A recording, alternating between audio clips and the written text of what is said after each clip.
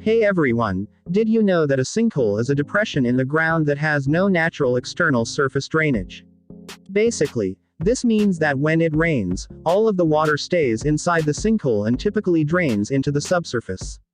Sinkholes are formed when the land surface above collapses or sinks into the cavities, or when surface material is carried downward into the voids.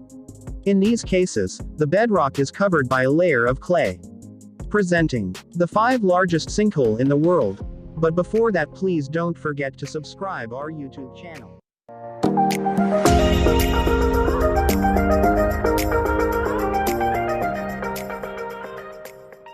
Number 5. Devil's Sinkhole. The Devil's Sinkhole, northeast of Rock Springs in Edwards County, is thought to be the largest single-chamber cavern in Texas. It was named in 1876 by the wives of Ammon Billings and other men who had discovered the entrance after an encounter with Indians. The earliest known explorer of the cave was H.S. Barber, whose name is carved in the cave with the date October 19, 1889. The pit entrance is approximately 50 feet wide and expands downward into an oval room, roughly 320 feet in diameter, that is partly filled with fallen rock. The cave is 350 feet deep. The area was transferred to the state of Texas in 1985, and opened to the public in 1992. Carved by water erosion, the cavern is home to several million Mexican free-tailed bats that emerge at sunset during April through October. In 1968, the Devil's Sinkhole was designated as a National Natural Landmark by the National Park Service. Access to the area is available only through advance reservations. Number 4. Iserinoma. The Iserinoma is one of the most bizarre landscapes in the world. High in the clouds on a tepui, or tabletop mountain, are 4 giant sinkholes, each a near-perfect circle, cutting through the foliage-covered mountain. The sinkholes were first discovered in 1961 by pilot Harry Gibson, but the first expedition could only be organized in 1974. The team, consisting of numerous explorers and specialists, descended into the sinkhole with ropes only to realize that getting out was not easy. The largest of the sinkholes is 1,150 feet wide and 1,000 feet deep. Although the other 3 well-known holes are not quite as large, they are equally impressive and drop off in the midst of the primeval forest on top of the tepui. Adding to the mystery of the place is the local legend that gave the tepui its name. According to natives to the area, a flesh-eating evil spirit lived on the mountain, who made the sound sorry sorry when he was consuming human meat.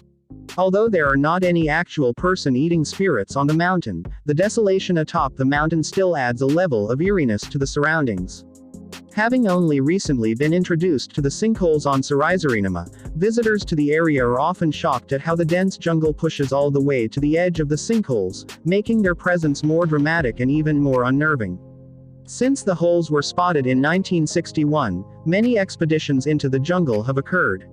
Whether cursed by spirits or just unprepared for the harsh jungle landscape, many of these have ended in disaster, including one fateful mission in which a number of men became trapped after lowering themselves into one of the larger sinkholes. Number 3. Guatemala Sinkhole. The 2010 Guatemala City Sinkhole was a disaster in which an area approximately 65 feet, 20 meters, across and 300 feet, 90 meters, deep collapsed in Guatemala City's Zona 2, swallowing a 3-story factory.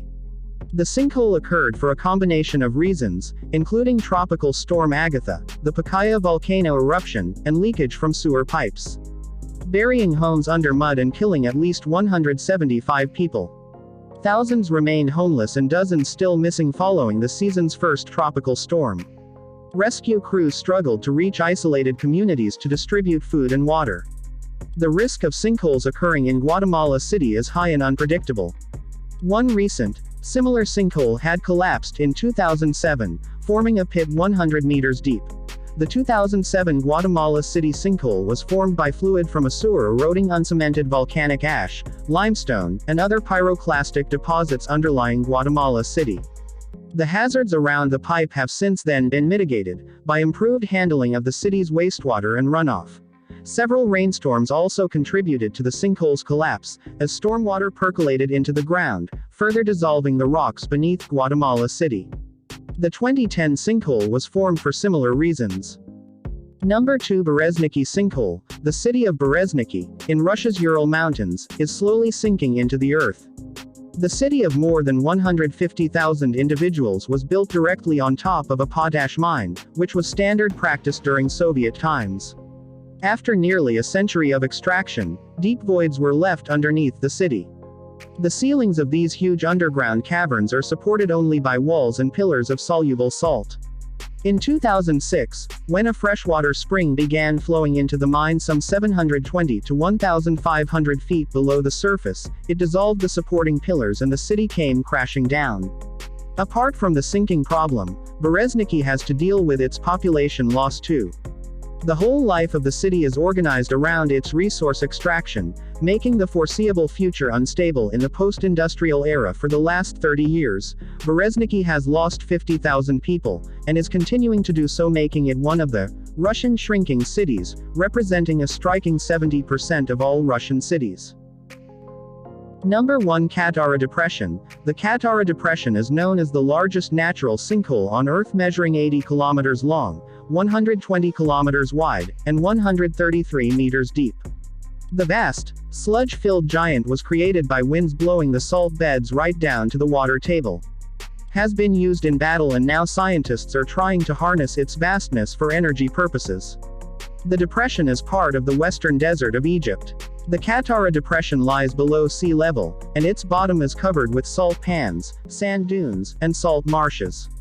It is also a treacherous lowland covering 7,500 square miles in area near the Egyptian-Libyan border. It's shaped roughly like a huge footprint, as if a giant had stepped from the Mediterranean into the Sahara, and left a big squishy mess. We hope you enjoy this video. Leave a comment and like. And don't forget to subscribe.